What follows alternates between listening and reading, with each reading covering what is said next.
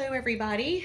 It's Renty Murphy, epidemiologist and director of disease surveillance and environmental services at the Mobile County Health Department, coming to you at our 2:30 live update today from our Keeler campus downtown, where the sun is shining and the wind is not howling. So I hope everyone made it safely through the storms and the flooding. I've seen around my area the waters are retreating, so that's good news. The cleanup can begin for those that had damage. So to talk about the effect of the COVID-19 outbreak on Mobile County, we'll just go through some of the numbers. Worldwide, there have been 7,172,000 cases of COVID-19. In the U.S., we're just under 2 million.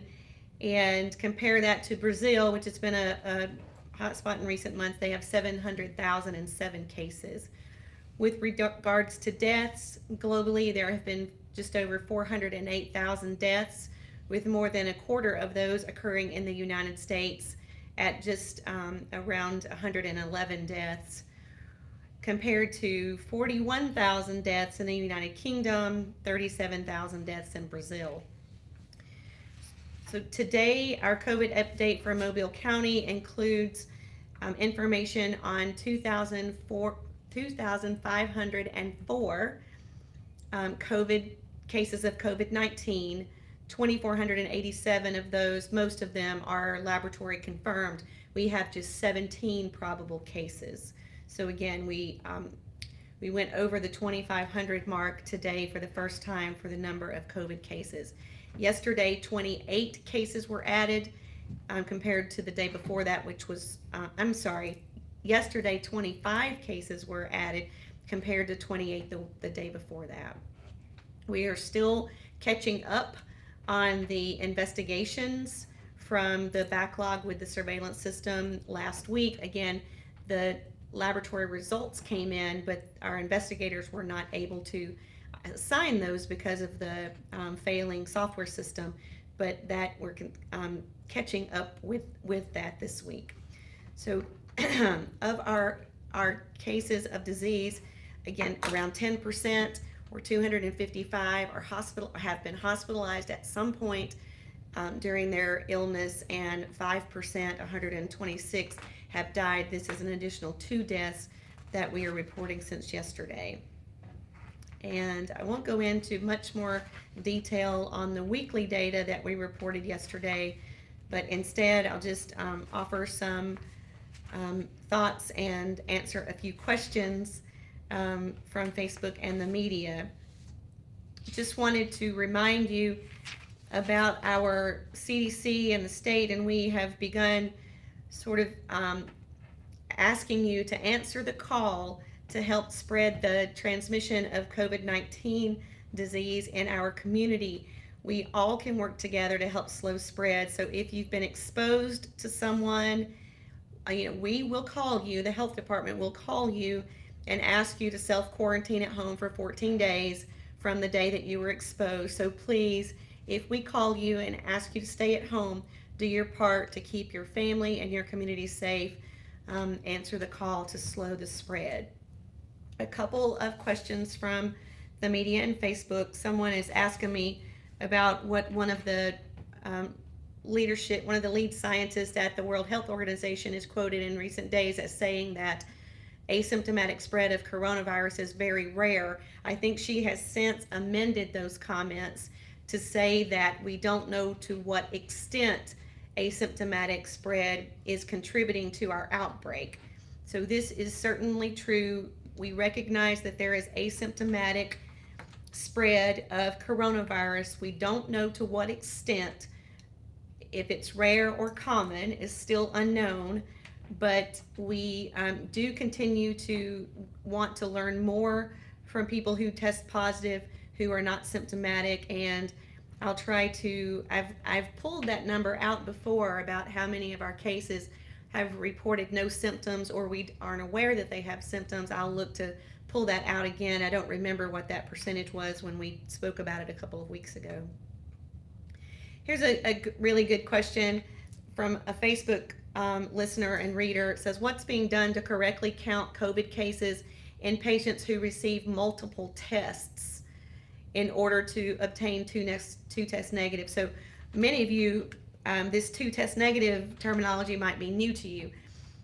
So there are, when you get COVID disease or you're told to stay home for COVID, there are different combinations of situations that we work to. So it matters if you're symptomatic or asymptomatic, if you test positive, if you test negative, if you're an essential worker or a non-essential worker. All of those things we ask you about to try to determine not only how long you should stay home, but what are the conditions with which you can lift isolation or discontinue isolation at home.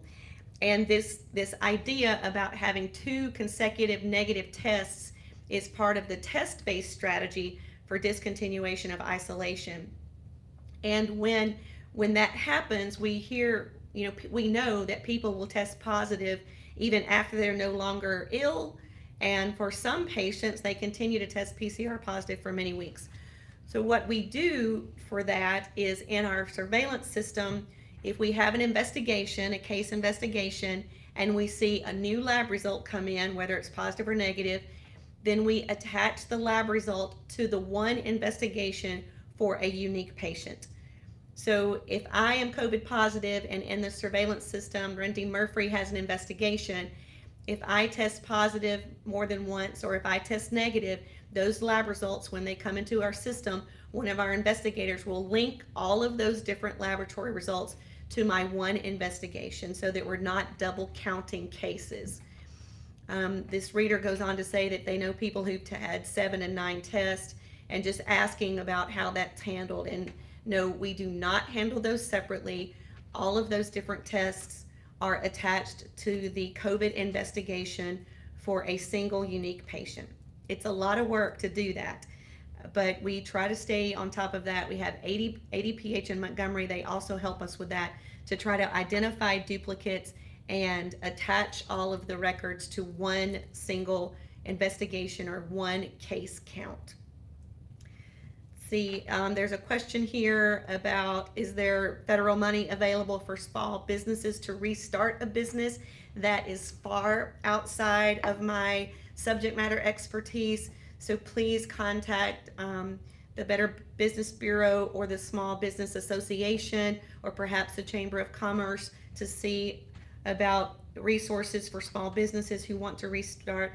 I believe you can also reach out to state government agencies for guidance, and then also your bank.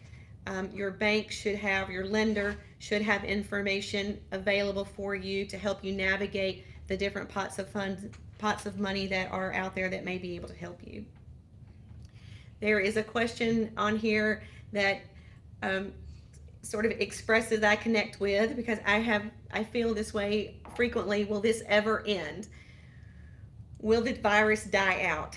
So it's difficult to tell. In the very beginning of this outbreak, when we were still talking a lot about influenza and then began talking about COVID-19, I reminded people of the pandemic of H1N1, influenza H1N1 in 2009, and that we spent at least a year in response mode to that new influenza, that pandemic influenza event that we had in 2009 and 2010. Once that initial year was over, then that pandemic influenza began behaving like seasonal influenza, and we continue to see that strain, or a closely related to strain, every flu season. So it's been with us since 2009, even if maybe you didn't realize that. The 2 coronavirus outbreaks that we've had previously, MERS and SARS died out and didn't stay with us. MERS fizzled, and we still see some cases of MERS, but it is not the global threat that it used to be, except during some times in the Middle East when there is high movement in and out of that area for the Hajj, a religious holiday. So we don't know yet what's going to happen with this novel coronavirus.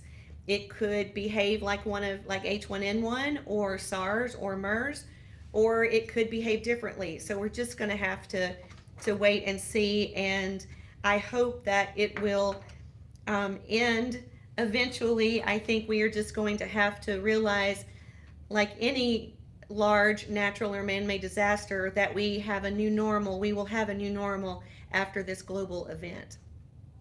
The last question on Facebook, and I can take other questions if they've come up. It looks like we maybe have one or two.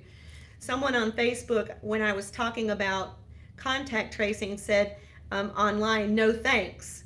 That there has been talk about these tracking apps, these people monitoring, people finder apps that Apple and Google and others are working on, that basically through your phone can monitor people who don't even know each other when they have been within 6 feet of one another. So the idea is, if I've got my phone in my pocket and unknowingly at the grocery store or at the church or in a park, I'm within 6 feet for 15 minutes of someone who also has their phone on them, who's known to be COVID, then they could potentially alert me that I unknowingly had close contact with someone who's been diagnosed with COVID disease. So there are some conversations going on at the state level and the federal level about these types of people finders and tracers to more automate our ability to identify close contacts and slow the spread. Right now, Mobile County is doing it the old-fashioned way. We're picking up the call and the phone, and we're calling you. We're not using any of these apps that use location finding services from where they're pinging off cell phone towers. So stay tuned on that. But I will say that they will be 100% voluntary, and they're anonymous.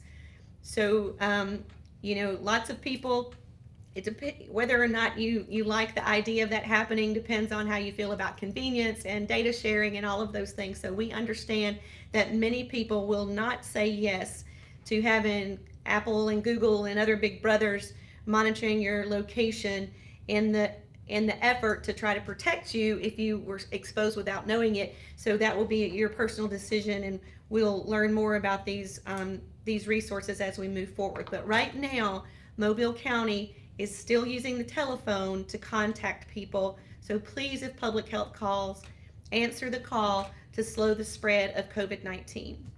So do we have another question that's come in? Are food workers and preparers in Mobile required to wear masks and or gloves? The question is, are food preparers in Mobile required to wear masks or gloves? There are requirements for the use of gloves for ready-to-eat foods, and I'm about to, if I say anything more, I'm going to be overstepping my knowledge on the matter. So there are requirements for gloves, just using the FDA food code that our inspection services team are responsible for permitting food establishments and conducting inspections of their kitchen, and that includes, to the extent that they are adhering to those codes in the food code, the FDA food code. When it comes to masks are strongly recommended but not required for people in food establishments that have direct interaction with customers. So we do not mandate the wearing of masks or face coverings in food establishments, and it is strongly recommended for those who have direct customer interaction.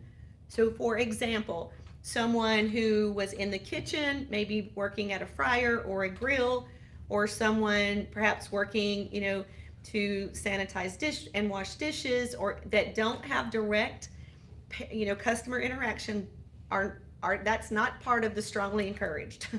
However, if they're not able to maintain that 6 foot of distance, it's still a super, super, super good idea, because it will afford you some protection, though it's not as good as staying 6 feet away from someone. So I hope that answers that question. We get asked that one a lot. It's good to remind people, or to provide the answer for that one again. So that's all I have today. Thank you. I will not be here tomorrow. Other staff members from Mchd will be providing some updates tomorrow at 2:30 and providing our daily our numbers. But again, if you miss the Facebook Live, or if you watch it as a recording later on, or if you see it on YouTube, just remember you can get our daily report at mchd.org under the news and events section of our website. So thanks, and we'll come to you again from Mobile County Health Department tomorrow.